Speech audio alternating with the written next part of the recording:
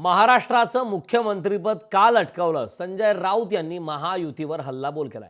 एकत्रितपणे निर्णय घेण्यासाठी वेळ लागतो. शपथविधी 2 ते 3 दिवसात होणार. छगन भुजबळ यांनी आता राऊतांना प्रत्युत्तर दिलं.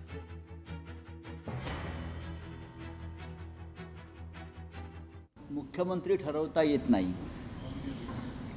भारतीय जनता पक्षाला 130 पेक्षा जास्त जागा आहे.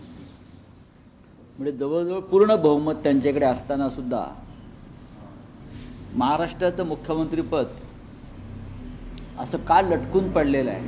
3 पक्षांना पाशवी बहुमत असताना राज्याला सरकार नाही. विधानसभेची मुदत 26 तारखेला संपलेली आहे.